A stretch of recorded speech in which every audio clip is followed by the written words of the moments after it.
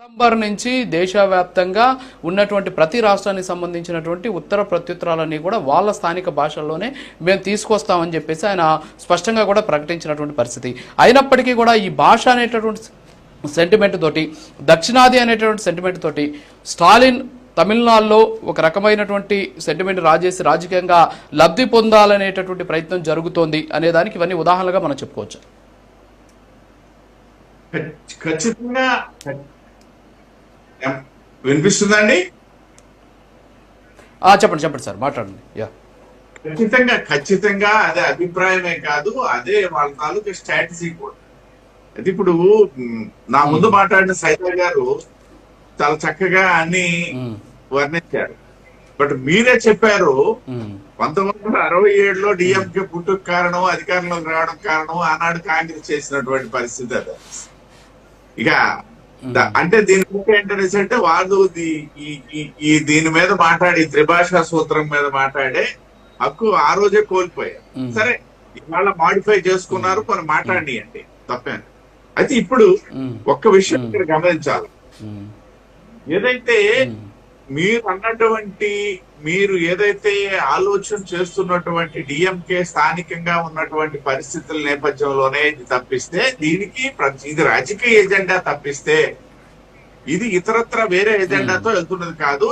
Same ఏదైతే తమిళనాడులో, క్షమించాలి, తెలంగాణలో రేవంత్ రెడ్డి తాలూకా హవా పెరుగుతున్నటువంటి సందర్భంలో అక్కడ కేసీఆర్ గారు మహారాష్ట్ర వేదికగా, కర్ణాటక వేదికగా చేసినటువంటి రాజకీయాలే ఇక్కడ గుర్తొస్తున్నాయి మనం. కాకపోతే ఆయన రాష్ట్రం బయట చేశాడు, ఈయన ఏం చేస్తున్నాడు స్టాలిన్, బయట రాష్ట్రాలు వాళ్ళని తెచ్చి చేస్తున్నాడు. అంతకు మించి అక్కడ ఏం లేదు, రాజకీయ ఎజెండా అది.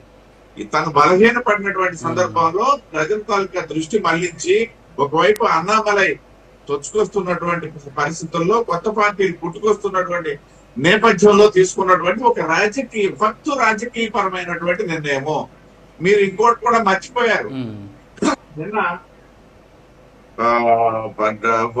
కేంద్ర హోం మంత్రి గారు తమిళనాడుకి చాలా కాలంగా మేము చెప్తున్నాము, మీరు ఇంజనీరింగ్ మెడిసిన్ స్థాయిలో కూడా మీ మాతృభాషలో బోధన మీరు ఏమి చేయట్లేదని చెప్పేసి అడిగినటువంటి పబ్లిక్ డిమాండ్. నిజంగా నీ భాష మీద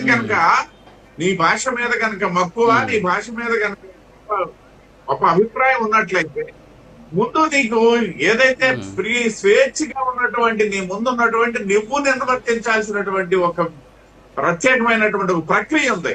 దాన్ని నిర్వర్తించలేకుండా నువ్వు ఊళ్ళేస్తానంటే ఇక్కడ అక్కడ డొల్లతనం బయటపడుతుంది.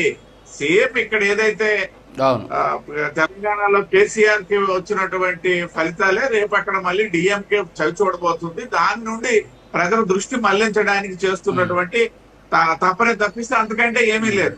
ఇవాళ వెళ్ళేటటువంటి ఇంకోటి కూడా చెప్తా, దక్షిణాది రాష్ట్రాల్లో త్రిభాషా సూత్రము ఆధారంగా లేకపోయినట్లయితే దక్షిణాది రాష్ట్రాల్లో పార్లమెంటు సీట్ల సంఖ్య తగ్గుతుంది అన్నటువంటి నేపథ్యంలో జరుగుతున్నటువంటి ఒక సమావేశానికి ఎక్కడో నార్త్ ఇండియా నుండి ప్రతినిధులు రావాల్సిన పని ఏముంది? ఇక్కడ బలపరచడానికి అవసరం లేదు, వాళ్ళకి సంబంధం లేనటువంటిది. అంటే ఏంటంటే ఏదైతే ఆ ఇండి కూటమిలో ఉన్నటువంటి కొన్ని పార్టీలు మొన్న జరిగినటువంటి ఇటీవల జరిగినటువంటి రాష్ట్రాల ఎన్నికల్లో చతికిలు పడినటువంటి సందర్భంలో కాస్త ఉనికిని చాటుకోవడానికి ఆ పార్టీలు ప్రయత్నం చేస్తున్నాయి. స్థానికంగా ఉన్నటువంటి రాజకీయ పరిస్థితులు, ప్రతికూలమైనటువంటి రాజకీయ పరిస్థితుల నుండి బయటపడడానికి డిఎంకే వాడుకుంటుంది. అందుకంటే ఇది పెద్ద చర్చించాల్సినటువంటి పాయింట్స్ ఏమి లేవు అందులోనండి.